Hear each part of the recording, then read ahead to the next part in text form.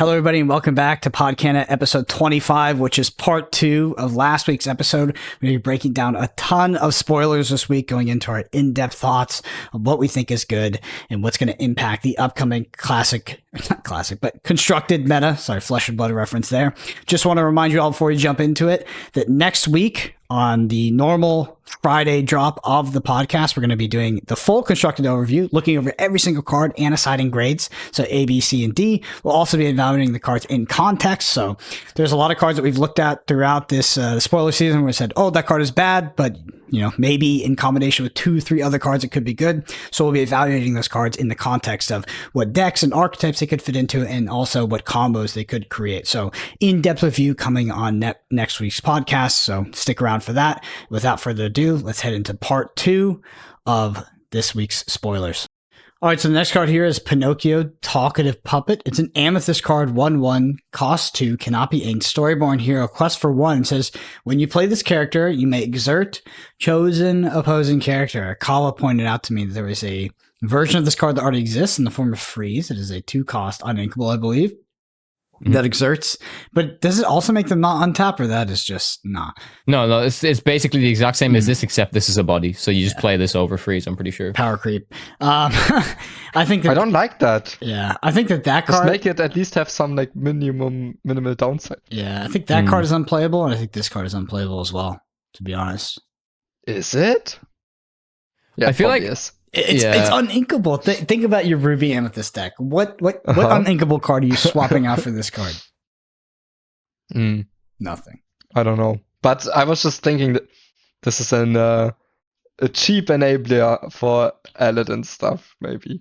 But yeah. Yeah, but I mean, if it was a cheap enabler for Aladdin stuff, it would have been in the Ruby Amethyst deck already in the form of Freeze, right? Yeah. I think it being a 1/1 better than Freeze. It is better than Freeze. It is better, but you don't need a cheap enabler though. You just need to ink one more card and then play Elsa, and you tap down 2 things, and you get a 4/6 body. No, but it's like for doing it in the same turn where you can like play Pinocchio and then Aladdin rush into something, maybe. On turn 7? No, it'd be turn 10, right? Because you have to. And this is okay. And this because you could shift it on turns. Whatever. Yeah. It's kind of turn 10, but at least it's not turn 16.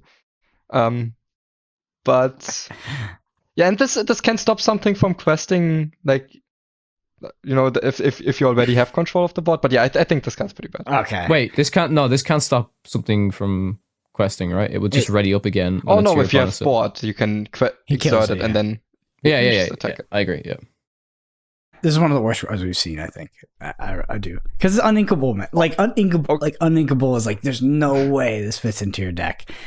No, but we've seen worse cards. No. I think this is. We've had Gwusam and Gwym. I would play 4 Dinglehopper before I played this card. Perplexing Signposts. They're all worse. There has been bad cards. Bibbidi bobbidi boo. Okay. No, don't say that. Don't say that. All right. The next one is 4 Dozen Eggs. This is an action song, and Sapphire cost 4, can be inked. It says your characters gain resist +2 until the start of your next turn. Did we evaluate this already, Kawa? No, okay. No, we didn't. No. Yeah. So I feel like anyway, I don't like resist on a song. To be honest, I don't like it. I don't think it's enough. I know that I got flack for hating on the steel item that gives resist 1. Yeah, Mouse Armor. Yeah. But this card for me, yeah, I just don't see myself playing this kind of card because it's so bad in like so many scenarios. You do it for protection. Like there's only 2 scenarios you do it for. Either you do it for protection in terms of you're about to win the game, you need to make your cards really beefy, you quest with them, your opponent's cards can't trade into them. Or you do it when you want to trade into your opponent's stuff and you want your stuff to live. There's the only 2 situations where it's somewhat decent, and I think both of them are too situational, in my opinion. Yeah. I think it's the second one, and it's so conditional on that one. Yep. Yeah, I think it's an aerial card. Good point. Good point. That is an aerial card. Other than that, it's pretty bad. Yeah. It's better than Hakuna Matata, probably. Yeah. Anyway, next one is... But also, I just counted the X. Why is it 13X? When it says 4 dozen. Not 1 dozen, Oh not my 4 dozen. There Why is it should, 13? there should be way more eggs. Yeah. Oh, but you're annoyed that it's not It not could at 12 least and be it's 1 13. dozen, and then maybe he has like the rest on the back. But why is he juggling? I don't get it. You need, Is he you holding need to one? talk to. He's holding one. Easy. Who That's did- why. Yeah, but he has 13.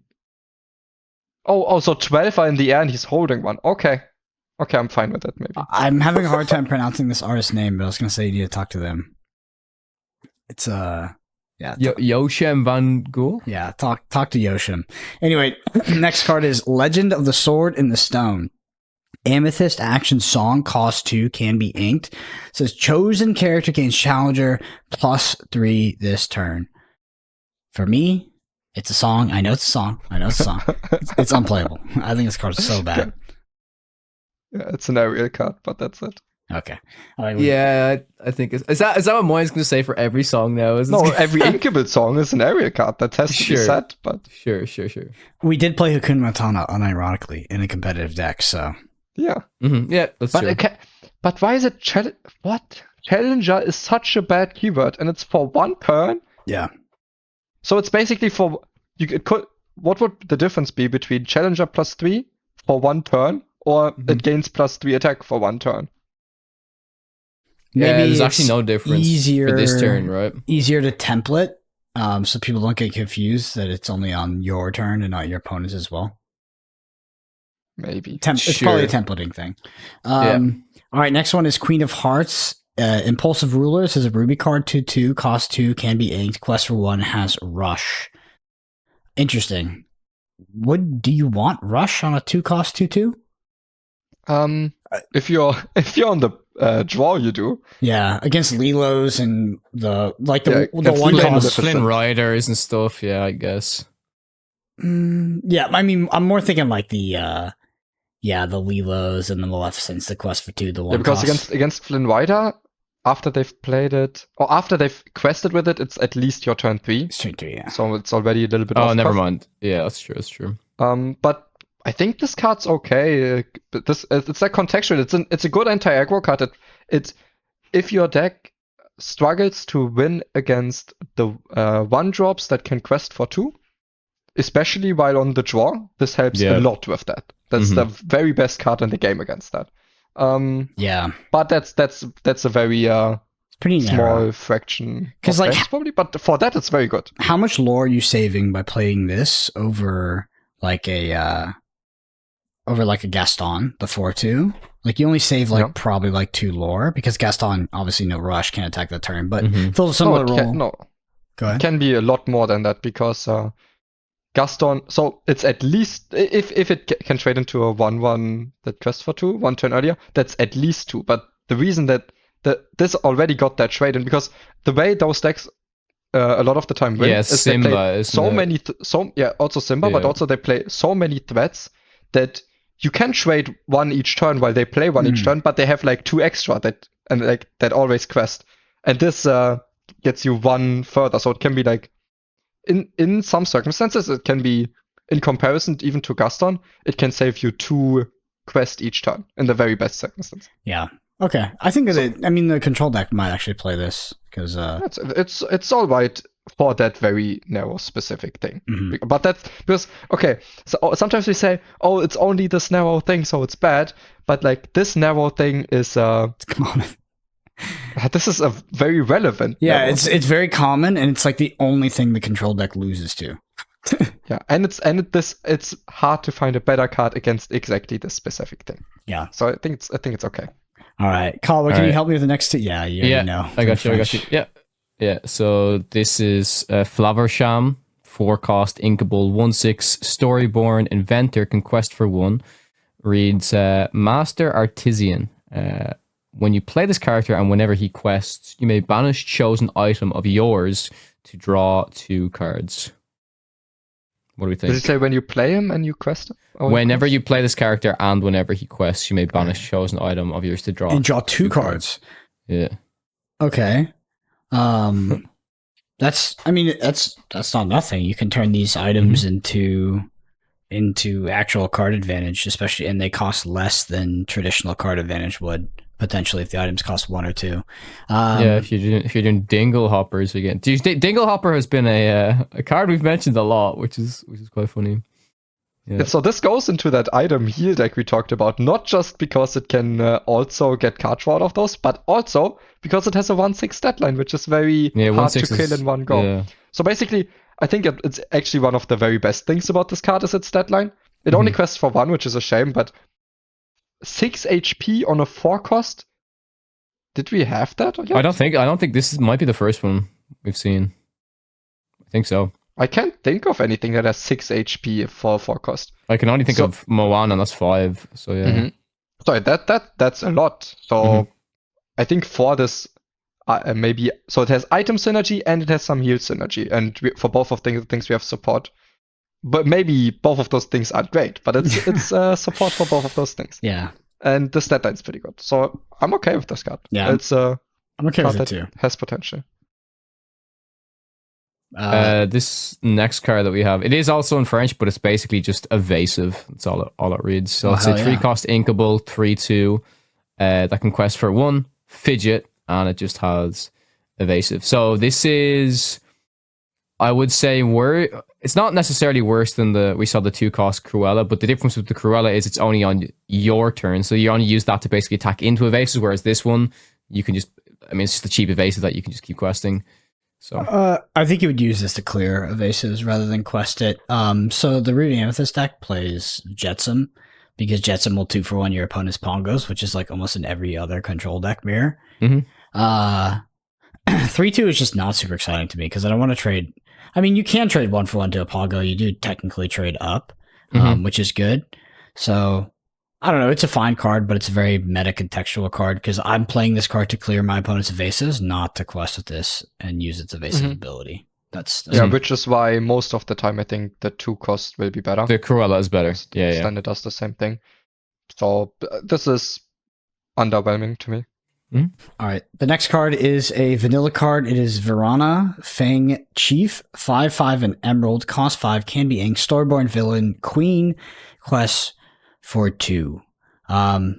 We've seen loads of these before. Yeah, right? I'm molding if I see one more Winnie Pooh. Yeah, exactly. I don't think you're playing this in modern Emerald. Unless, these cards that they're printing, these vanilla cards, they become increasingly less relevant as we get less vanilla cards. The one caveat to that is like maybe villains or queens is a sub theme. Sure. That. Outside of that, not playable. Well, that's fine. It's a vanilla card. All right. Another vanilla card. Cheshire Cat. A 3/2 in Emerald. It costs 2, can be inked, and quests for 1. I don't think there's too much to say there. They have a whole cycle of these, by the way. I think in the set they have 2 cost 3/2s. They quest for 1. Yep. They have a lot. Every single color. So we used to have 2 3s that quest for 1. Now we get 3 2s, which, except for some specific things, is usually worse than a 2/3. So yeah. All right. And next up we have Yzma.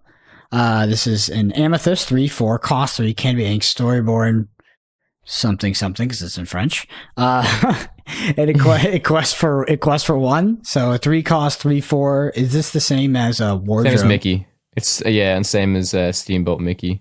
Okay, yeah, the Wardrobe is the Amethyst card that's also 3/4, and that card is it's actually playable. Funny enough, you could play. Wait, isn't it? Is it the exact same? This is just a different. Yeah, I think it's the exact same. Oh wow, interesting. So Wardrobe is actually playable as an anti-aggro card in Ruby Amethyst control. It's actually not that bad. Not terrible. But we didn't need another one of these. Yeah. Well, like I said, this is like, now you can get the cool art. Like, you don't have to play this freaking Wardrobe. You got Yzma. Sure. Yzma is now a playable character in Lorcana because the previous Yzma was one of the worst cards in the game. All right. Falling down the rabbit hole, this is a Sapphire action, cost 4, can be inked. Says each player chooses one of their characters and puts them into the inkwell face down and exerted. I've got something to say about this. Let's do it. We've seen this effect in many other card games, so let's see it. You ready? You finally have an answer to Cusco. Because if you clear the rest of the cards, they have to target their Cusco. Because Ward means, like, doesn't stop them from targeting their own card. But again, there's the magical Christmas land of this card. So I'm happy you said that because if I do this to clear Cusco, they still win. Because they just play Cusco. No, I lose 2 cards and I lose 5 resources. They lose 1 card and 5 resources. They win the trade. Sure. Yeah. There you go. It's my reverse Uno. It's like and it's basically like we're thinking about one of the best case scenarios.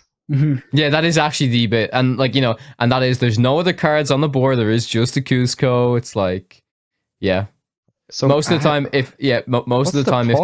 if there is other stuff there, then it's like we need like in Hearthstone we had egg cards that had 0 attack, but they would be very powerful if they die.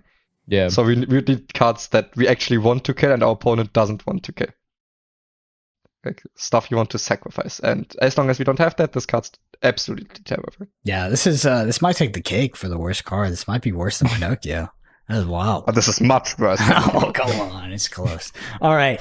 We've got Snow White and the 7 Dwarves. Should we just read these out together? Panos on his Infinity Stones. Yeah, well, that's so funny. Because there's like so many different analogs of different card games for like what this is. But I'll read them out individually because they're actually relevant. All right, first one is the leader, like the tribal leader here, is a Snow White Unexpected House Guest. It's a 1/2 in Amber. Cost 2, cannot be inked. Storyborn Hero Princess. Quest for 1, it says, how do you do? You may pay 1 less to play 7 dwarf characters. Yeah. I don't get it. Oh, well, you're about pay to one get... less? Yeah, so you can pay 1 less resource for these other They characters. just cost 1 less. Oh, not to play 7 dwarf characters, no, but that's to play like a 7 dwarf. That's it. Okay. Yeah, not to assemble all of them at once. Yeah. So you can potentially cheat a lot of resources there. We'll just move on from that card because this card by itself, by the way, if you have no context, this is terrible. This is so ridiculously unplayable. 2 cost 1/2, the quest for 1, but context does matter, so we will go over the dwarfs. All right, first dwarf. Dopey, always playful, 2/2 in Amber, 3 costs, can be inked, Storyborn ally, 7 dwarfs. That's actually on the type line. Quest for 1, it says, odd one out. When this character is banished, your other 7 dwarf characters gain +2 attack until end of turn. So this one has one of the most underwhelming effects. Yeah, it's one of the worst ones. Yeah. 3 costs 2/2, and the effect is pretty terrible. We talk about attack is just not relevant in in Lorcana. So even when this is cost reduced, I don't want this. No, you don't want a 2/2 2 cost. I think it's kind of funny though because it's Dopey. It's like such a Dopey has such a shit effect. I don't know. Maybe there's no way they made it like that. But and I think also, if you have 2 Snow Whites, this is a 1 cost 2/2 with very minimal upside. So even then, it's not that good. But if you have 3 Snow Whites, this is a good card. So yes, that's what's interesting. Is like currently, so Snow White. I mean, you know this from playing Marvel Snap. Marvel Snap has been learning some design lessons over the past few months about making cards cost 0 and how crazy that is. I don't think it's as crazy in Marvel Snap, but technically, if you do have 3 Snow Whites out, you can start, or 2 even on some of these, you can start making these things cost 0, which is it's a very powerful thing that happens in card games is when you can do those to cards. Anyway, next one is Sneezy, very allergic. It's a 1/4, 2 cost. Quest for 1, again, Storyborn ally, 7 dwarves, it's an Amber. That'll be for all of these. It says, Achoo! Whenever you play a character or another 7 dwarfs character, play this character or another 7 dwarfs character, you may give chosen character -1 attack this turn. Interesting. I think this one is also bad. It's better than giving attack. Better than giving attack, especially in the context of 2/1/4. Yeah. Is that good enough? 2/1/4. I mean, the 2/1/4 wouldn't be good in general, but if we are playing 4 cards that cost reduce this, and sometimes it's a 1/1/4. Also, okay, this is some context, but it's context we already have. We know that the Rockstar Stitch is a very potent card. And if there's enough 2 cost or less dwarfs, that's like the best application for Snow White, I think. Having Snow White, and then you have Stitch, and then you play them for 3 or for 1, and you keep doing that. Yep, I think that's the deck. I think that is how you build a Snow White deck, is you play Snow White.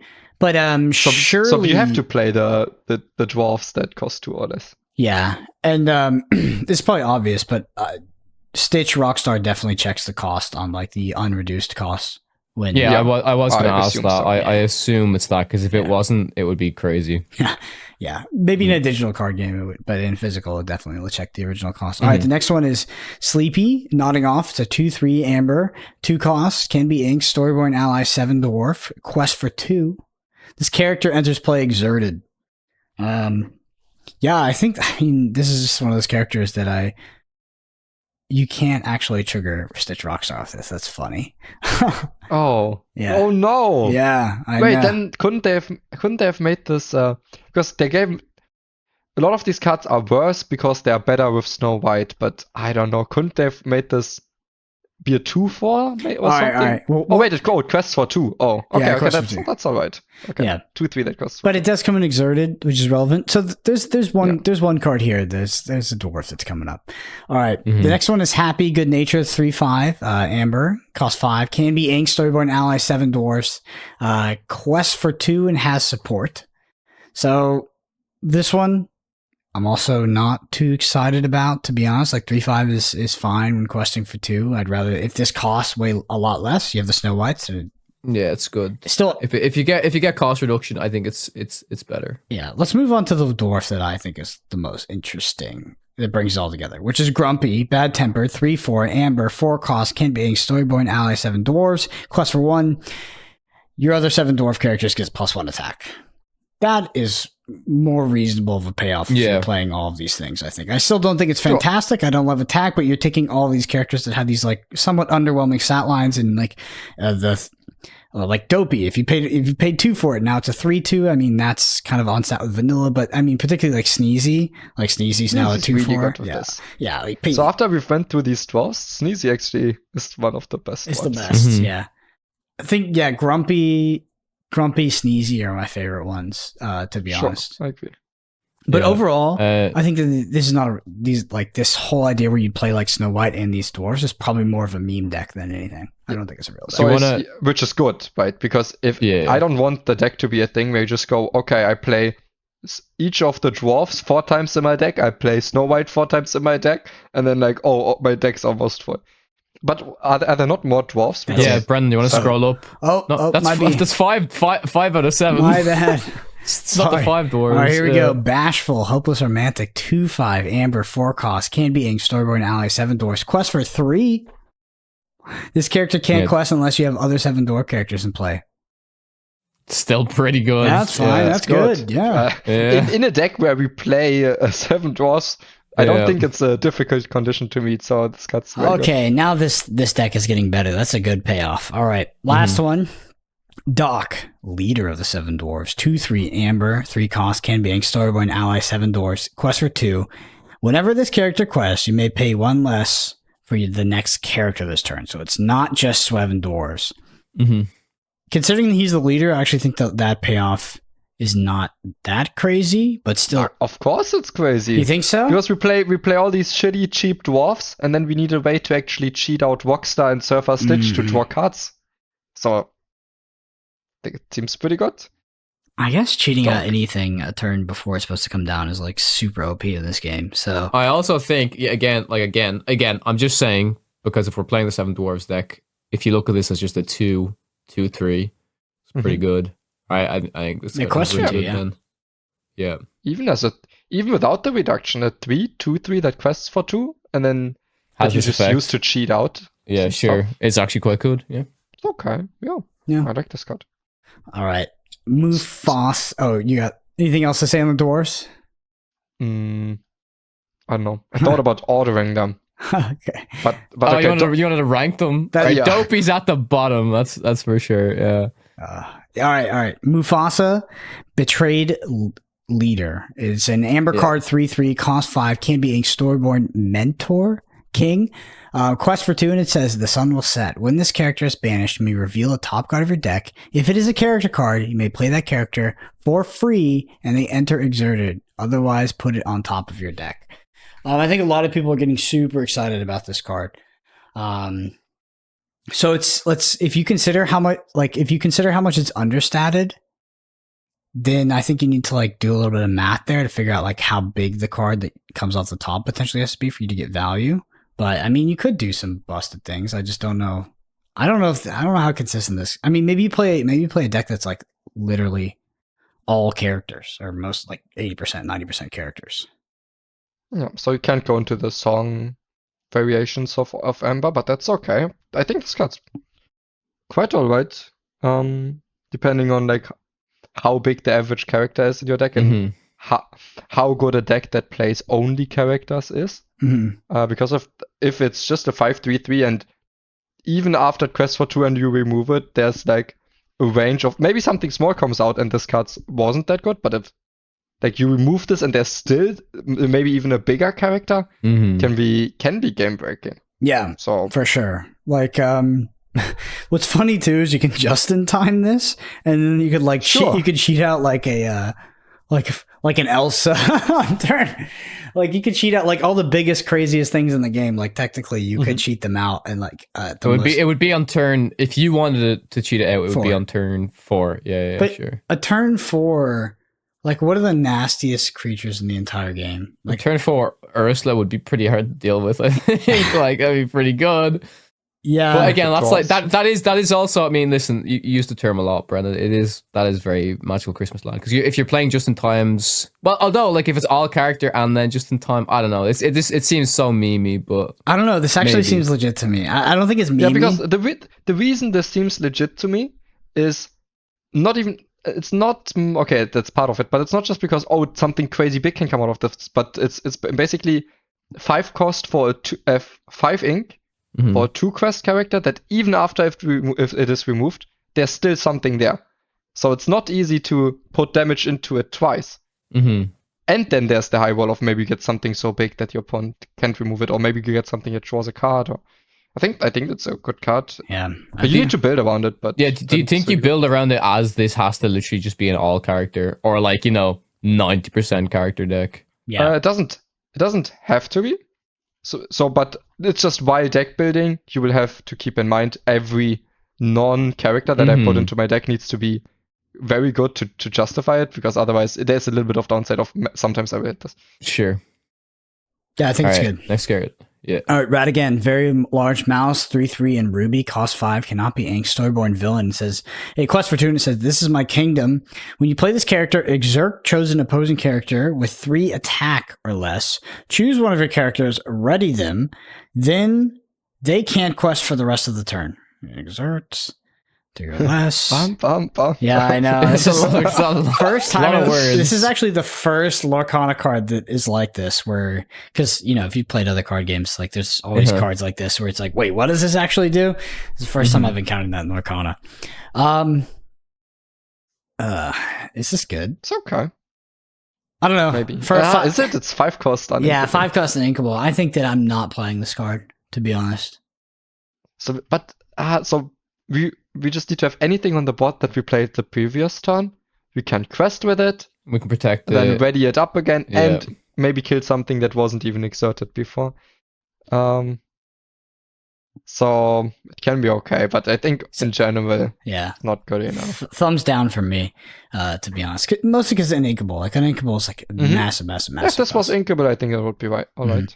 All right. Next one is pick a fight. This is a steel action, cost 2, cannot be inked. Says chosen character can challenge ready characters this turn. Ooh. Yeah, I mean this is kind of funny because it's Cinderella's ability, right? Yeah, it's Cinderella's ability. Yeah. But I mean, I just think about Control and like how Control loses games, and it's because of characters that are ready, and they just they quest for the amount of lore that's on the bottom right. You clear it, but then they're just progressing this win condition. You're paying 2 and a card for this ability.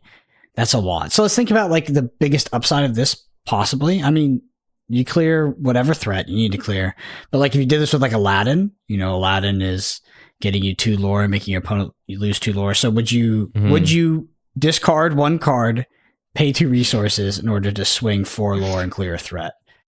Probably, yeah. I mean, yeah, I think you would. Yeah. Okay, I can't stop laughing because how is this card okay if Pinocchio is the worst card you've ever seen? Pinocchio is the worst card. Okay, you're right. This card is also bad. Well, Yeah, it's worse than Pinocchio. oh, you got me. You win.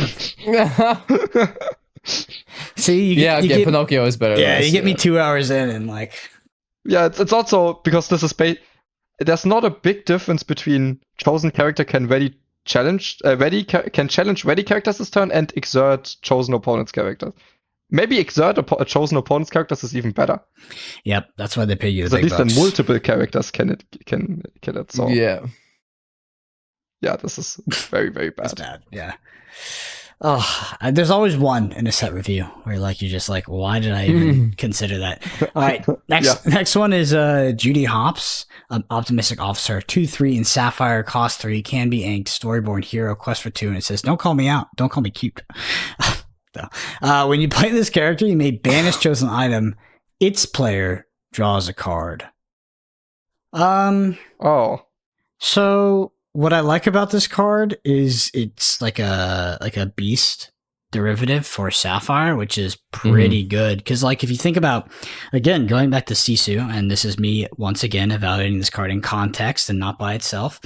If you go back to Sisu and in Sapphire, like Sapphire really struggles in the control mirror because it can't keep up with the items that Ruby Amethyst plays, or Amethyst in specific. And I think that every day of the week, if you could be ramping mana, be playing out better control threats, like if Sisu was a better control threat, I would be happy to play a 3 cost. That questing for 2 is a lot.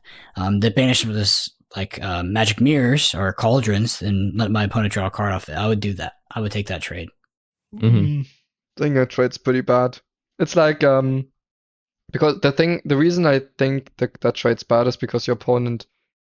So the item wasn't doing anything immediately, and you give them some immediate thing for it back already, and they might just draw into another one of those or a different way to not run out of cards of that. I think it's just pretty bad. As I think this the effect of this. So they try to have this effect be good because it's flexible, but because of how flexible it is, it's bad either way you use it. It's like if you sacrifice your own item for 1 card, you're kind of sad because there's a reason you played that item. You wanted it to actually do something over the course of the game and not just replace it again. And if you're doing it on your opponent's item, they won't care as much because of the card. Yep. Moyen is right because so the issue is like, and this is like kind of the thought process behind like Bibbidi Bobbidi and stuff. Is like if you just look at this card and you strip off like all context, meta decks and your experience playing the games, like it is a bad card. Like you said, you're just cashing your opponent's item for them. You're giving them a card. Like from just a fundamental standpoint, that's a bad thing to do. Like you're giving your opponent card advantage. So for you would need to hit your opponent's item before they use their opponent's item. Then it's okay. But even then, is it good? Because you just replace the item. Sure, but yeah, even then it's not that great. But at least you gain some tempo out of it then. But like as soon as they used it once, this card's terrible.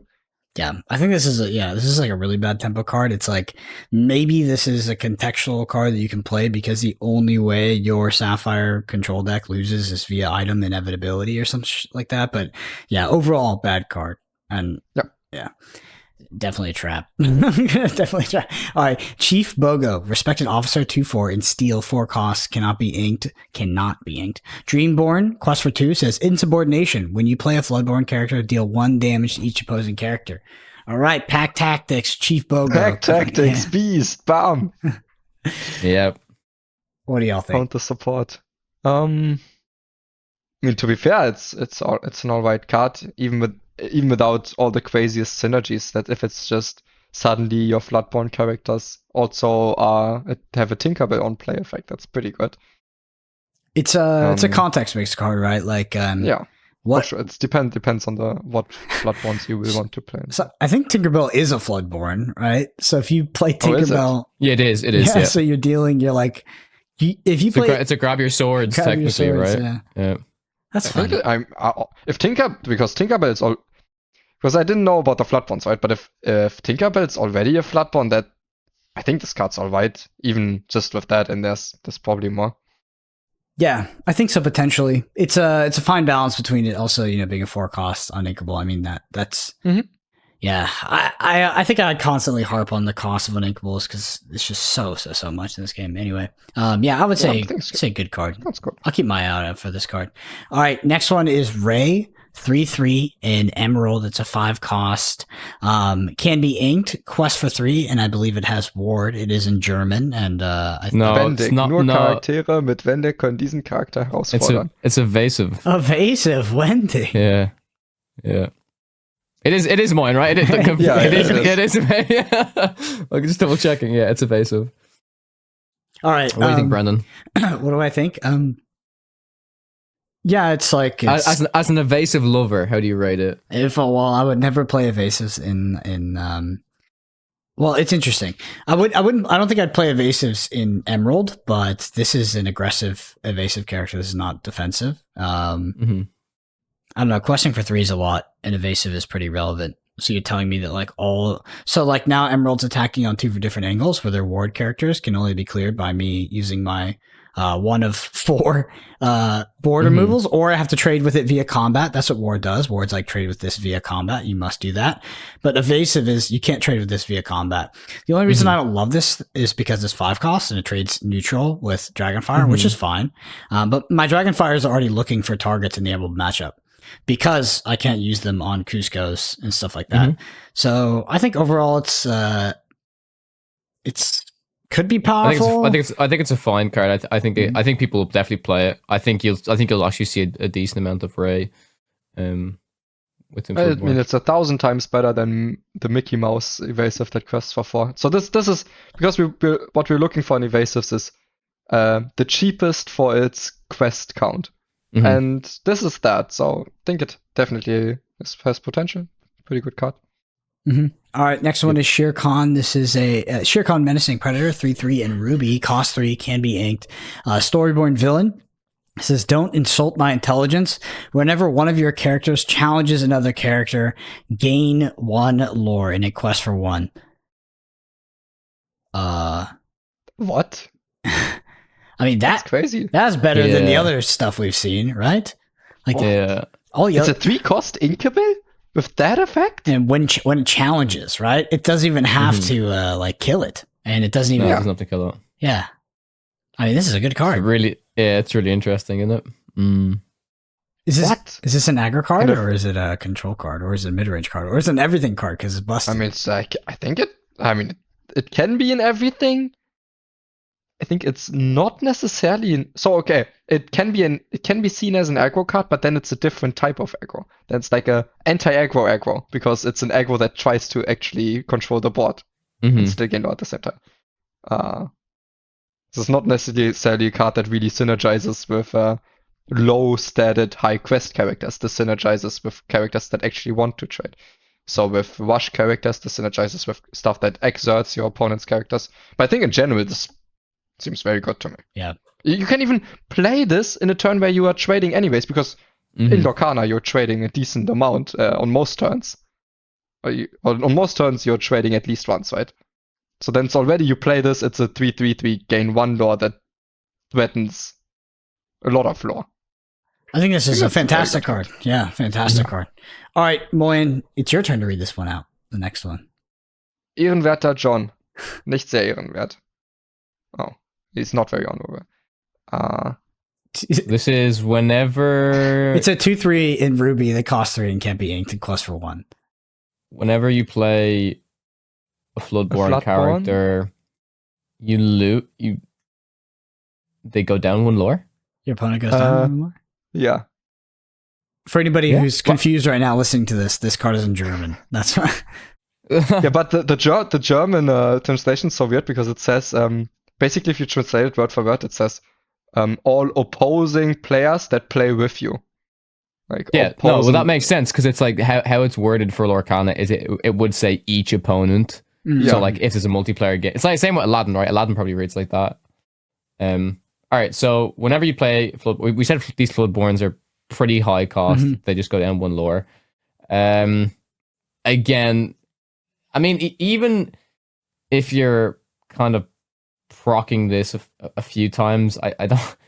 This card's great. It's uninkable. 3 costs uninkable. Like Yeah. There's no way you're playing this card because even if you look at Ruby Amethyst Control, like there are some very good Floodborns in that deck. I believe Elsa's Floodborn, I believe the Lens of Floodborn, but you can't fit in a 3-cost uninkable 2/3. Like there's just no way because your early curve needs to be able to deal with aggressive threats, and this is the opposite of that.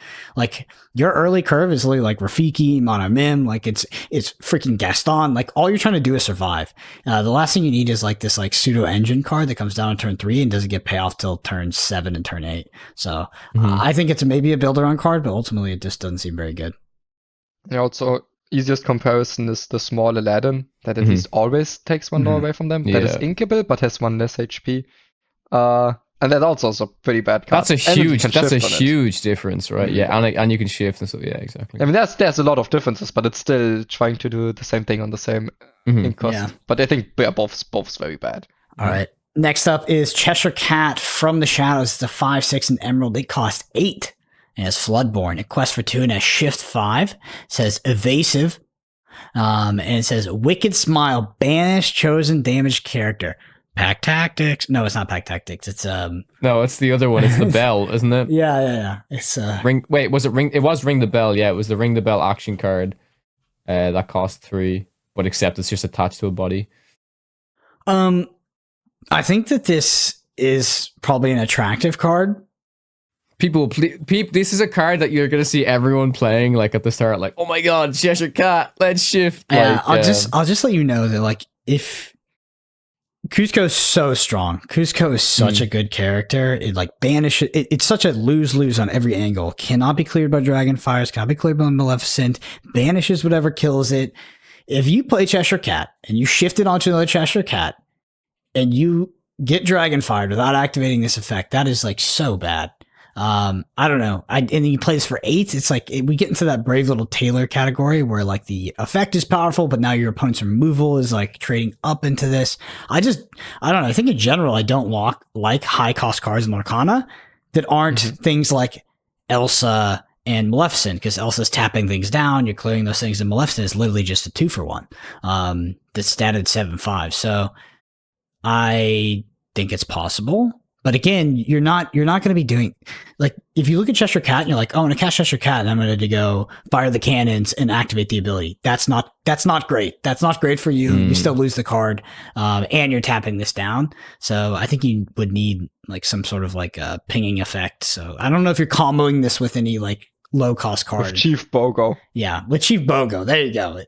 That's the combo, right? Is Chief Bogo? That is actually the combo. That is the combo. You do that on 4, and then you play shift on 5, and then you can and then you can tap and you can kill something. But your opponent Dragonfires this, and like boom, you just instantly lose the game. You instantly lose the game.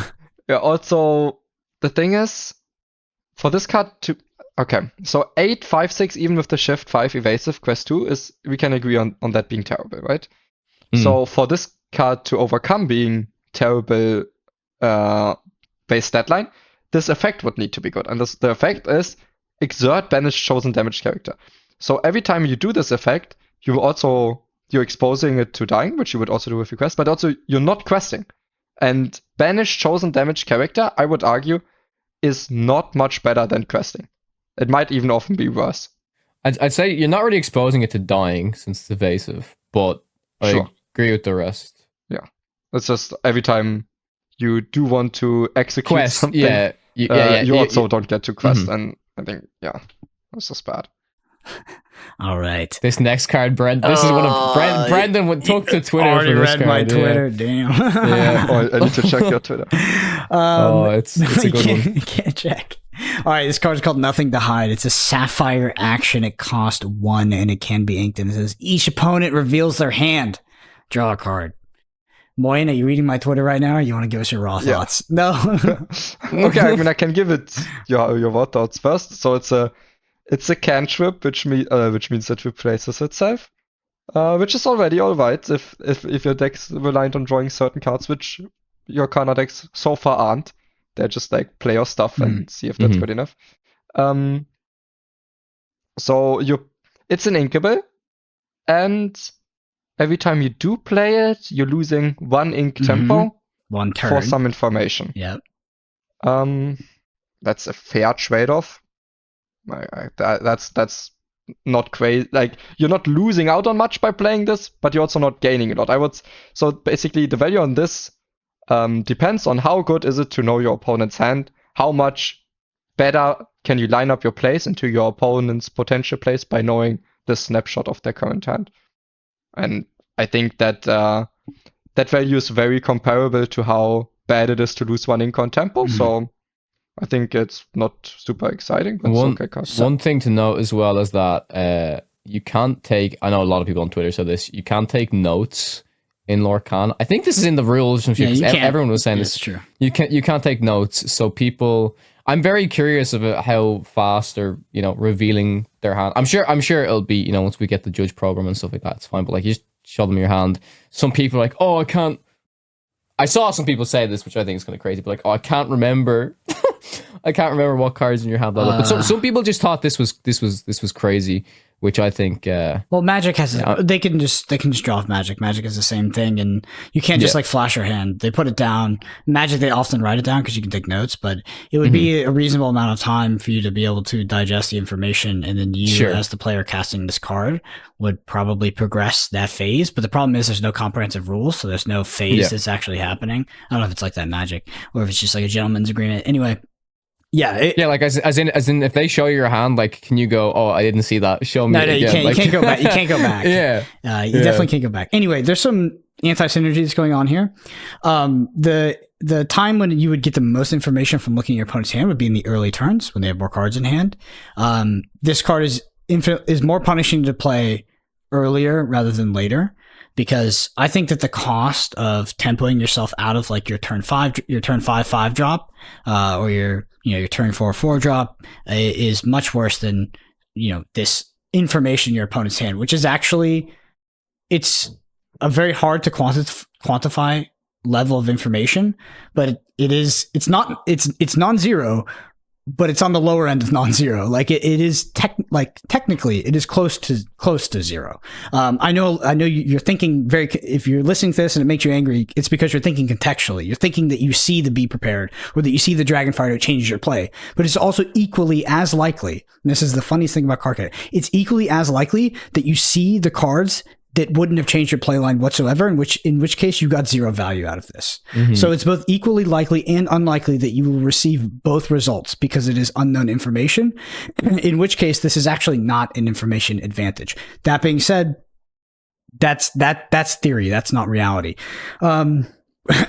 This card is very expensive to play because in Lorcana, it's really important to hit your drops on curve. So I think that's a huge cost to pay early in the game. Very early in the game, that's a problem. But the way I would, I don't think it's the end of the world. So it is bad you don't want to not play your best card on curve because you want to play this. It's more like, I think in a lot of Lorcana games, you don't have the best card for your current ink count every turn, and then you can maybe fit it into a turn where you wouldn't. Let's say turn 6, you don't have a 6 drop. Maybe you can fit this easily in without making your turn worse. And then you need to time it so that it doesn't actually hurt you so much. And then we could also talk about, okay, maybe there's some action synergy in blue because it's a cantrip, cheap cantrip. But so my argument is actually not that this card is bad. It's just I think this card is good. I just don't think, like, people look at this card and they say this card is absolutely broken. That's not true. This card is not broken. It is very balanced. This card might become the power level of this card could increase greatly if there is a combo deck that comes out of the game that needs to cycle to other cards. Paying 1 resource to cycle, and you get the upside of seeing information, could be relevant. If you're playing a combo deck that is very reliant on your opponent not having a specific card. So like in Magic the Gathering or something like that, like you want to see if your opponent has the counter spell or the counter magic before you deploy your combo. Because if they counter it, you would effectively lose the game. This card can be better. But in terms of like a mid-range deck or even an aggressively oriented deck, I think this card is not as powerful as 99% of the people that are talking about it on Twitter think it is. That being said, I still think it fits into a lot of Sapphire decks in Sapphire mid-range control decks that exist in current Lorcana. The meme about this card, though, Moyen, is that there is a card in Magic the Gathering called Gitaxian Probe. It allows you to look at your opponent's hand and draw a card. Same thing, right? Well, Gitaxian Probe costs 1 mana or 2 life. You can pick. Okay. So you just pay 2 life, so it costs 0 mana. And there's another card in Magic the Gathering that is not played. It's called Peak. You pay 1 resource, 1 mana, doesn't have the 2 life. It's 1 mana, and you get to look. You get to do the same thing. Look and then draw a card. 1 card was one of those broken cards that ever existed in Magic, and 1 card is barely played. They're not the same. What's the normal max HP in Magic? 20. 20. Yeah. Okay, 12 of 20. And it's at this point in Magic's life cycle, it is clear that 1 card is infinitely more value than 2 life. Obviously, there's context, but it's way. Oh, 1 land, 1 mana. I can't remember if it's 1 life or like 2 life. I think it was. Well, it doesn't matter if it's 1 or 2 life. But yeah, people are looking at this card, and this card is actually done in the likeness of Gitaxian Probe. You can look it up right now. The art is done in the likeness of it. Oh, yeah. Oh, really? So they were comparing this to Gitaxian Probe. This card is in no way Gitaxian Probe. This card is Peak. Peak is a card that is also printed in Magic. It's better than Peak. Don't get me wrong. It's better than Peak because you can ink it. It's better than Peak, but it's not Gitaxian Probe. Okay, yeah, I think so in general this card's okay. It's just nothing crazy. But if this was Gitaxian Probe, this would say instead of using 1 ink, give your opponent 2 you lore. can also give your opponent 2 lore. And I would snap. Would that be crazy? Yeah, I would play that card. I think. Yeah, probably.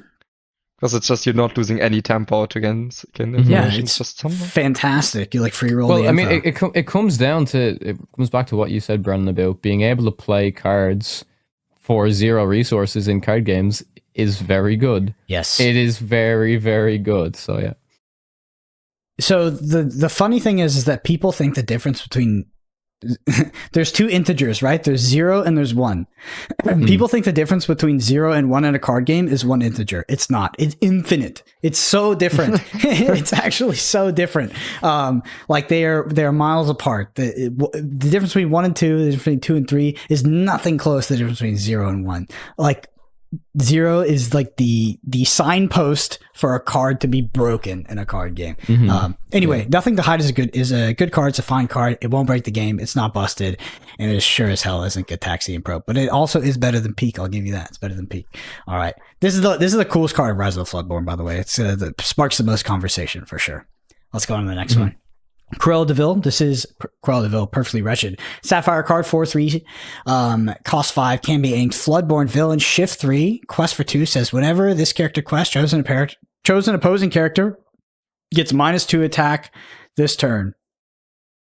I don't really love these cards. They give your opponent minus attack. I will say that in Sapphire Amber, I saw Maximus played a couple times and actually felt fine not because it was reducing the attack and allowing for a favorable trade. It was reducing for the attack and was allowing like a 1/5 to attack into something and then Rapunzel to heal it and they could draw a million cards. But outside of that, I'm not a big fan of this ability. In general, I don't like this card. I think this card is pretty meh. I think it's garbage. Yeah. Yeah, that's good at all. Maximus can come down turn 3 and have its effect. Cruella de Vil has to come down, unless you shift it comes down turn 5, and then it has to quest. So earliest turn 6, and this effect, while it's not great in general, I think it gets worse when the game goes on. All right, the next one, we have some cool ones coming up, by the way.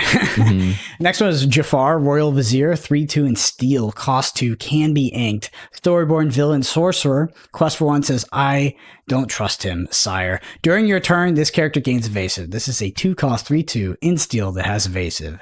Goodbye, Pongo. Pongo, yeah, pour one out for the It was a homie. good time, yeah. Yeah. F in the chat for Pongo. Poor Minnie yeah. Mouse as well, just released and now she's already facing this. Yeah, Brendan can't even play with the card. I think evasives are going to go away. Like I think that evasives were not.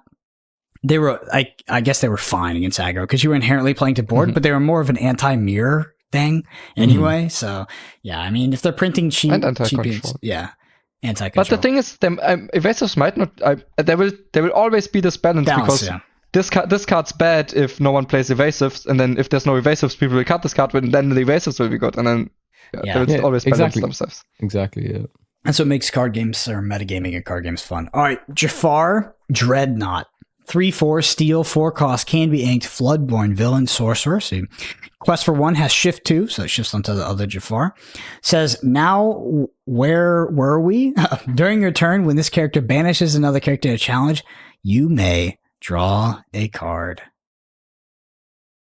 I mean, this is this is in steel. You're in steel. You're now in steel drawing cards. Is it good enough? It's whenever this character banishes as well. It is. Yeah.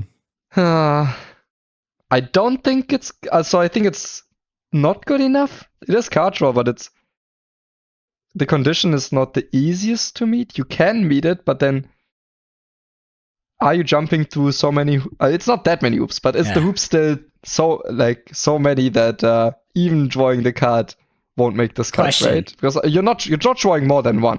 So it's not happening. You draw a card, it's really bad for your opponent. There's a current card that exists in Ruby Amethyst Control. That it comes down, it has a better effect. It costs a lot more. It's called Aladdin, but it does a similar thing against aggro, where it goes, I put this card down. Congratulations, you literally can't quest. Like you can't quest right now because I will outvalue you if you quest. They can only quest if they're going to win. Does Jafar coming down on 4 or on 2 if you shift it, or it would be 3 in this case, if you get really aggressive, does that say the same thing to your aggro opponent where it's like, hey, if you quest, like I will get really far ahead of you here? I mean, if you shift it, it never does.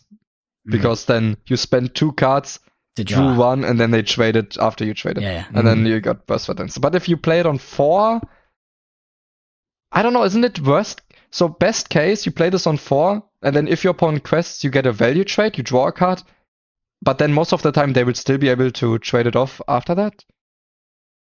So then you had a little bit worse deadline, and you drew 1 delayed card, which is okay, but it's not that. I think I'm not excited about it. We can throw a medium on it. What excites me about this card, if anything, is that right now in the current set, I know some people play Sapphire, Amber, like mid range. There was some Amethyst Steel control decks, which are basically like, I don't know, I feel like they're kind of like only playable in the mirror, or against like Ruby Amethyst Control. That being said, it excites me that we are expanding the colors that can represent different archetypes in the game, right? Like there are now other colors you can play to be archetypically control or archetypically mid-range or aggro, and that's cool. And this card is a bit of a control card, potentially. Anyway, this one's interesting. Cinderella, Ballroom Sensation. 1/2 in Amber, cost 1, can be inked. Storyborn Hero Princess, quest for 1, Stinger 3. So this card can sing friends on the other side. You can. Yep. I talked about this just before we started the podcast, but I saw some people getting really high on a certain card, 0 to Hero, with this card. So I'll just explain the play, just so people can understand how crazy, like the odds of getting this and how ridiculous it may or may not be. So you play Cinderella on turn 1. Turn 2, you play another character card. It could be 2 draw, could be 1 draw, could be whatever. And then turn 3, you play 0 to Hero, and then you shift the huge 7 cost Cinderella, because it's shift 5 onto Cinderella, and on turn 3 you have a big thing. But okay, how many cards is it? That's 1, 2, 3, 4 exact cards. Okay, I'll say even the Wheel Steel deck that has Captain Hook, and Wheel, even that is very difficult to me in my opinion. I guess it obviously, but like it is such a high roll. I played that deck a lot towards the end of this set, and I think I did it once. And I played a lot of games, so it is the giga high roll, and that is again people looking at the giga ceiling of this card. But in general, this card is still very, very good. To be able to sing friends is super good. To be able to do Mother Knows Best as well. I think you can bounce with that. So like maybe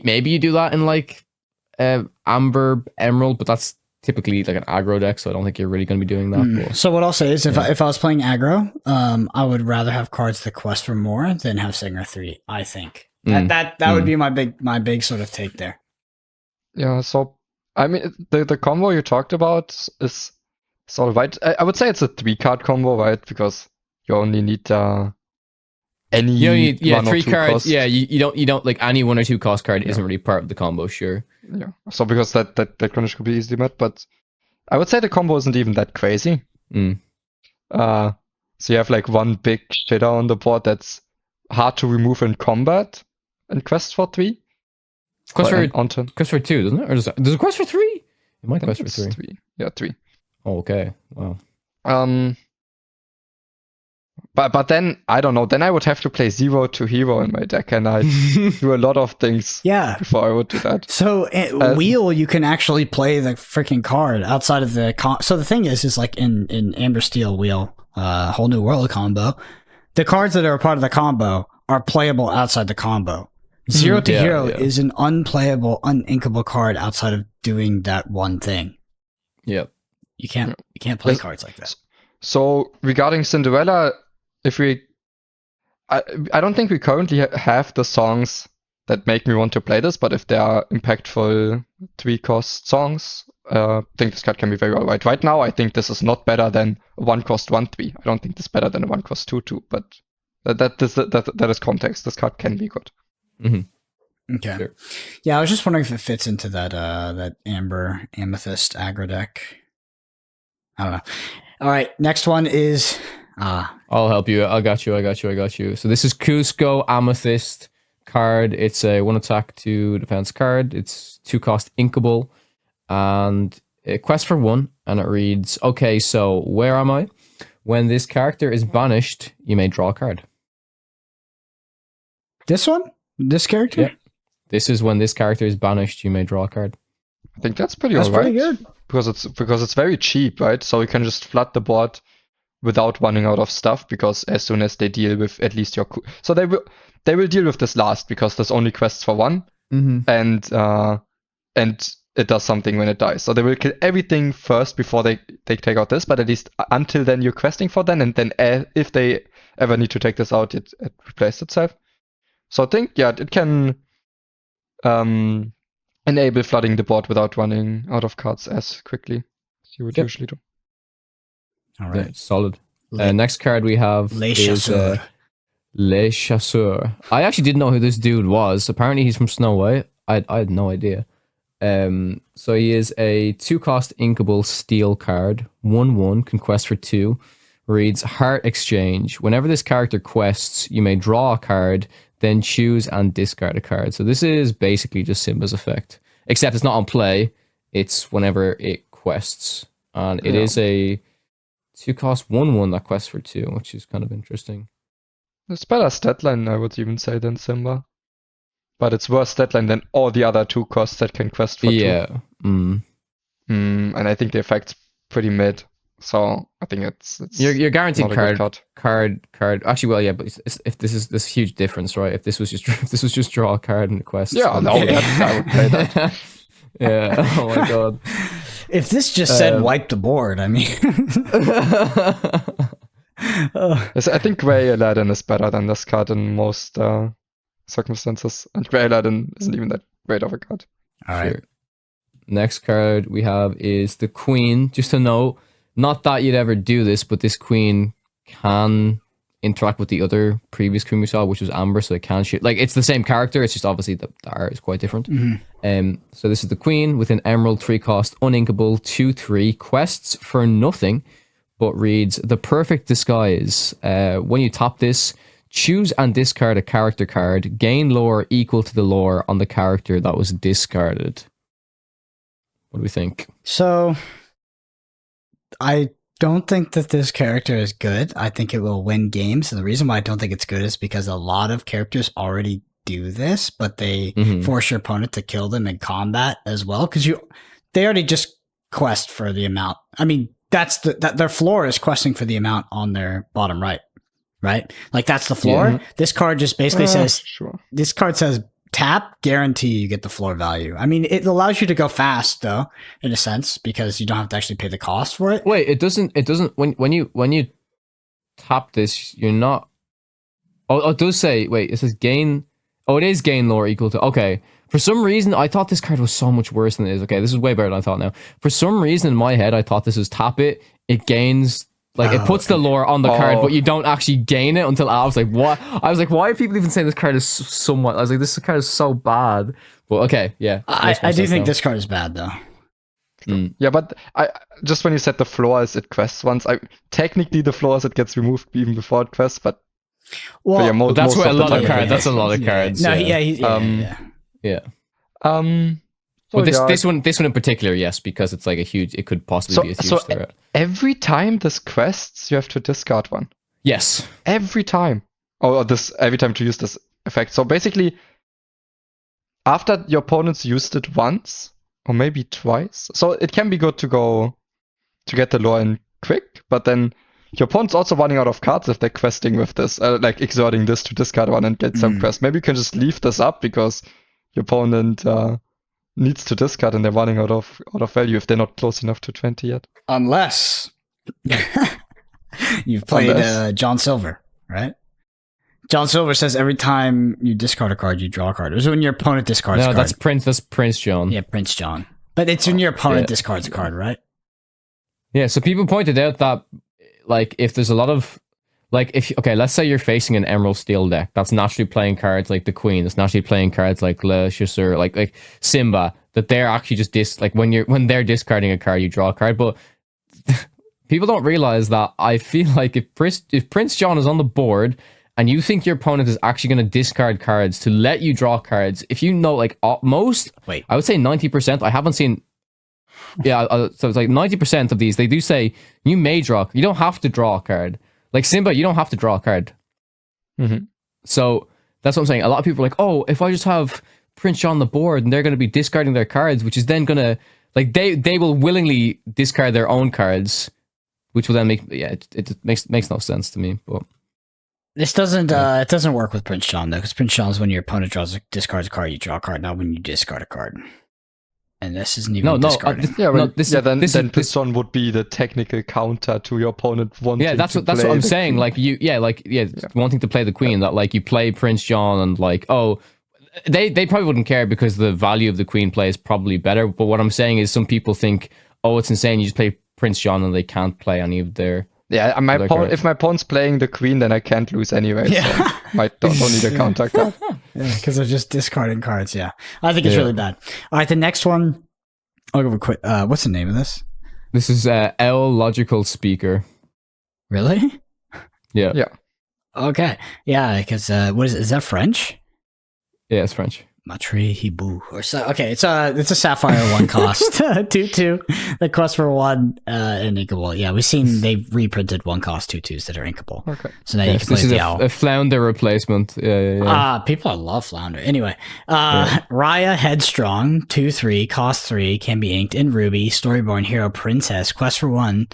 It says during your turn, whenever this character banishes another character in a challenge, you may ready this character. She can't quest for the rest of this turn.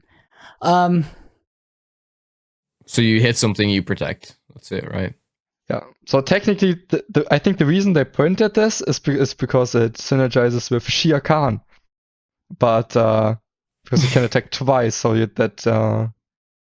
gain 2 lore and so on. But I think in general, I would rather have a better stat line than have a worse stat line that can attack twice. Yeah, and it doesn't even clear Simba to I don't know. It's yeah. So we have like 3 cost 3/3s that can quest for 2. I think they're better in a lot of ways. Also, the only upside of this is attacking twice. This can never quest and attack. It can attack and then sing, right? Yep. It can attack and sing. Okay. Yeah. Hey, that's pretty good. That can be good. Sure. All right. Next one is Flynn Rider, his own biggest fan. Emerald 2/3 cost 4 cannot be inked. Shift 2. It has evasive. And it also says this character gets -1 lore for each card in your hand, and it quests for 4 lore. A lot going on there. I know. Basically, it quests for 4, shift 2, evasive, and gets -1 lore for each card in your opponent's hands. I mean, First, discarding this with Good. Queen, getting 4. I mean, that's that is what everyone said I instantly. know. Is like these two cards came out together, and they were like, "Oh, Queen is just basically 4 Lord." But yeah, like, what a combo! I have 8 uninkable cards in my deck to sometimes. Like, It's it's sometimes quest for 4 after a turn and then get the value trade. yeah. Okay. At first I just saw the stat line, but okay. With the effect. Yeah, first Moyen was like, "Why? What?" Yeah. The best evasive quest 4. It's hard to evaluate, right? Yeah, but no, I don't think it's that hard. It's like, I don't know, this card's only I mean, if this card quests for 2, it's a Pongo. Yeah. Sure. So An uninkable it needs to Pongo. quest. Yeah. Yeah. Oh, right. It's uninkable. So I think it would need to quest for 3 most of the time to be good. So my opponent needs to have not more than 1 card in hand, which green can make their opponents discard. But I think again, for this card to be good, your opponent needs to have such a low hand size that you don't really need this card. It's possible it's playable in the discard deck. We just don't know what that deck looks like right now. By and itself, I think it's unlikely. yeah, by itself it's bad. All right, next one, Donald Duck Sleepwalker. Emerald, 0/5, cost 3, can be inked. Quest for 1, and says, whenever you play an action, this character gets +2 this turn. I hate this card. I don't like 0 attack cards in this game because you're playing. I really want a condition to play a Mr. Smee that has 0 attack on my opponent's turn. Yeah, that's exactly what it is. That's a good way. That's a good way to put it. Yeah, that card is so bad. Yeah. All right, Mother Gothel, Withered and Wicked, 3/4 in Ruby, cost 2, can be inked. Storyborn villain. Quest for 1 says, what have you done? This character enters play with 3 damage. But Rapunzel. Rapunzel. Let's be real though. A 2 cost 3/1 is not bad. Yeah, it's actually not. I mean, the 2 cost 3/1 is bad. We would never play that, but has the Rapunzel thing. And there might be other heal synergies. I mean, people play Phil. What's it called? People play Phil. But Phil has support. Phil? Yeah, Phil is I don't even know. It's basically it's Phil. Yeah, it's an anti-Simba card basically. I feel. Yeah, but it's also because of the support. I've never seen someone really activate the support, to be honest. Huh? Yeah. I've seen that. I feel like they just trade it into like the sim. I don't know. Or they quested and trade their 1 drop. Yeah. Yeah. True. Yeah, I think- Rapunzel card, right? Like it's Sure, but I mean, now we also have other heal synergies that you guys weren't a big fan of, and maybe we weren't playing those in the red color. But maybe there's something. But Also, yeah, Dinner Bell. just for Rapunzel, I think this is Dinner already Bell. decent. Yeah, You know Dinner Bell? Yeah, bad. It's draw 3 cards. Draw 3 cards. Yeah. What does it cost? 2? I think you have to pay to do it as well, don't you? No, you just banish it. I think. Right? No, I think you pay 2 and then you banish it. Oh god. Okay. Yeah. It's Then you draw 3. not that good, Kawa. Pump the brakes. Okay, but still, I like that this card exists. It enables some stuff potentially. Yeah. It's a cool card. I don't think it's a very good card, but it's a cool card. Maybe we'll see Dinner Bell stuff. Anyway. Or Rapunzel. Yeah. Red orange is a thing. This is pretty annoying, to be honest. As playing control against this card and your opponent, because you as a control player, you can genuinely play around Rapunzel. You really can. Yeah. This is like, hey, use spot removal on my 2-drop, or I'm going to draw 3 cards. That's a pretty big ask. So this is it's a good against control. Anyway, next one is Teeth and Ambitions. It's a Ruby song. Cost 2, can be inked, and it says deal 2 damage to chosen characters of yours, and deal 2 damage to another chosen character. So it's like self-infliction that you want to be able to trigger heals, I guess. Moyen's happy. Moyen's like, I'm brewing up the Amber Ruby heal deck over here. This is like how to discard a card 101. I'm intrigued, but I'm not having fun cooking. Nah, this is Bad. can't be it. It's not bad. Good. Yeah. Yeah, we need Nerubian egg for this. It's the Hearthstone reference I don't that I even did know. earlier, where it's like, oh, you need to kill your own stuff, and then something very strong happens. But yeah, if it's just damage it just so I can heal it, or just so I can kill it with Dinner Bell, then I'm not interested. Yep, agreed. All right, next one is Radigan's Marvelous Trap. It's an I forgot it's an aerial card. Okay. Oh my god. It's an aerial card in a deck where you can also be playing Rapunzel and actually get an effect off this. Yeah. Okay, not terrible. This card's probably better than Hakuna Matata. That's how. Yeah, I think it is better than Hakuna Matata. That's funny. Anyway, Radigan's Marvelous Trap, Emerald item, 3 cost, cannot be inked. It says spam, boom, twang. Banish this item. Each opponent loses to lore. Unplayable. Snap, boom, twang this out of my deck. Yeah, unplayable. Really, really bad, actually. Yeah, 3 cost uninkable. Ugh. Banish it. You banish your own item to make your opponent lose 2 lore. Yep. Can't wait to get the comments on why this one is good. Just kidding. That was a little bit of shade from me. All right. Next one is Painting the Roses Red. This is a amber, I almost said steel, song. Cost 2, can be inked. Says up to 2 chosen characters. Get -1 attack this turn. Ooh. Draw a card. It says draw a card. There we go. There's a period. Draw a card. Yo, this. Now this is a aerial target. Yeah. That's my kind of Ariel target right there. I mean, it's still a bad card.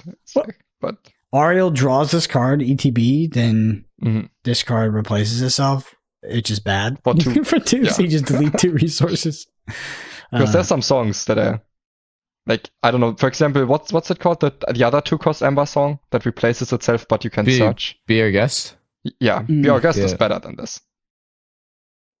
Yep, it is. a lot better because you dig Because again, we don't value the -1 attack on 2 characters all that much. Okay. All right. Bad card for us. Let the Storm Rage On. Action song. It's a song. Steal. 3 cost. Cannot be inked. Deal 2 damage to chosen character. Draw a card. That seems way more reasonable. This is Fire the Cannons, but you draw a card and you pay 2 more resources. I mean, you pay this. Yeah. But this is a fine uninkable card. Like, to be honest, like I hate uninkables. I'm a big uninkable hater, but this is like uninkables that draw cards and aren't very conditional are fine for me. Yeah, because you can just usually play this whenever and just ink the card you draw off it, or draw a card and then ink another card because you got a new card. So it's completely fine. Yeah, I mean, this is a very good card. If this was inkable, this would just not be balanced. Yeah, it would not be balanced. That'd be the most power creep smash ever. The fact that you can sing this too is pretty. I think this card is actually really good. I think we're going to see this played in competitive decks. Sure. All right. Go the distance. Holy shit. Ariel is just this is Ariel's set. Yeah. Go the distance. Last set was already Ariel's set. Go the distance. Action song and Ruby 2 cost can be inked. Says ready chosen damage characters of yours. They can't quest for the rest of this turn. Draw a card. They all draw a card. Here. Ready chosen damage characters. So I don't like this card as much, even though it's inkable, because your character has to be damaged. And that is a hoop that you got to jump through. I guess it's It's still maybe playable because it's like inkable, but I don't love it because it's a conditional to draw the card. I'm assuming that that's a must because there's a period. Yeah. I'd say it's a must. I feel like they're trying so hard to print synergy from Shere Khan, but we're just going to play Shere Khan without the synergy cards, and it's still going to be good. Sure, yeah. Okay. What do you guys think? You guys think it's bad, or do you think it's meh? Yeah, I don't like the condition on it. Like, that something has to be damaged, but I mean, I was gonna say, I mean, like there is the 2 other cards. I mean, we saw Mother Gothel. Mother Gothel can sing this, I guess, or I guess what you can quest, and then something else would sing it. Nah, I don't know. No, I think it's too much. Yeah, I think it's pretty bad. But at least what this enables is, because we had this effect from Moraya where if she attacks something, kills it, then she can attack again, but not quest. But at least this is okay. You can ready something that already quested and then get the trade, so you actually can get an extra quest in, which is very different to just being able to attack twice. But okay, yeah. In general, it's a little bit subpar. Okay, this next card is called You Can Fly. It's a Ruby action song. Cost 2, can be inked, and it says chosen character gains evasive until the start of your next turn. And it does not say draw a card. Now this card is bad, I think. Yeah.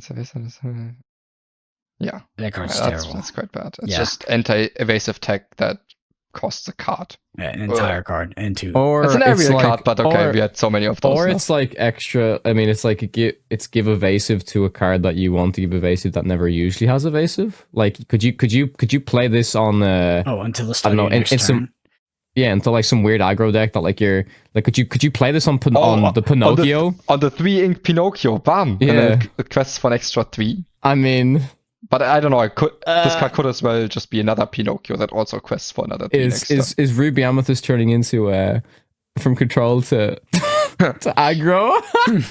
I think the problem with that is it's just protecting a character if you instead of just playing another one, which is like can also pose a similar threat, and then they have to still remove the first Sure, one. I agree. I agree with that. Yeah, definitely. All right, next one is Strength of a Raging Fire. This is a steel action song. Cost 3, can be inked. Says deal damage to chosen character equal to the number of characters you have in play. So this is Hero's cousin over here. So one thing I'll say is that it's slightly better than Smash because it's a song. 1, it can be searched up. 2, it can be sung. So I would say this has to at least deal 2 damage. Maybe 3 is like really good. That being said, I just really hate playing cards like this because there's a conditional on board, and I feel like the floor is like this card is actually unplayable, right? Because you don't have anything on board. Yeah, but The floor it's is so you ink easy it. to have stuff on board because almost an entire deck is always like characters. And then if you know, okay, let's say you already have this in hand, then you can maybe not quest a few times, just you get a better Strength of a Raging Fire in to get better board control, and then you start questing. I think this card is at least decent. Do you think this card is better than Smash? I mean, the honest answer some of the times it was, some of the times better, but I think I can see this on average being even a little better than Smash. Yeah, I think so. But also because it's Maybe a song. Yeah, play it for free. Also get the fact that you can grab this with Ariel is just great. I mean, Ariel is such a game-defining card, to be honest. Yeah. All right. Yeah. Next one is Jiminy Cricket, Pinocchio's Conscious 1/2 in Amethyst, 2 costs, inkable with evasive. It says when you play this character, if you have a character named Pinocchio in play, you may draw a card. Yeah, it's all the Pinocchio is the card that I hated. That's what I remember. No, but there was another. No, there was really the good other one. Pinocchio. The there broken was the- Pinocchio, the quest for 3 costs 2. It's a 1/1. Yeah. Yeah, I mean, It's very good with that. that's pretty good with that for sure. But I don't wait. It's actually just 2/1 draw a card, which we had a 2/1 Oh, it's evasive as well. That's all. I think the card's all right. It kills so it kills opposing Pascals, which is a card that is played in aggro decks. Sure. It's true. It's better than is it better than Pascal? Maybe. Anyway, They both have the ups and downs, but I next. think the card's all right. All right, Because we're definitely playing the good Pinocchio, but this card's not so good that we suddenly play the bad Pinocchio just to play this card. All right, on to our last one, Peter Pan Shadow. This is a Amethyst 2/3 story, 4 cost, uninkable, Storyborn ally, quest for 2, has evasive, has rush, and says your other characters with rush gain evasive. Moyen, talk to me. Your other characters with rush gain evasive, Monamim evasive. Okay, so Zeus it is evasive. Zeus evade. Okay, Yeah. that's probably the best example, or the card where it works for best. So it's a 4/2/3 quest for 2. So it's an uninkable Pongo. I don't care about the rush almost at all. So it only matters for trading into because it doesn't kill Minnie Mouse. It only really kills Pascal or Jiminy Cricket. Doesn't kill a lot of not a lot of evasive steps, 2 or less HP. Yeah. But it gives rush. So basically, whether this card is good because it needs to do something more than just being uninkable 4 cost 2/3 rush evasive depends on can you make your other characters with rush gain evasive work.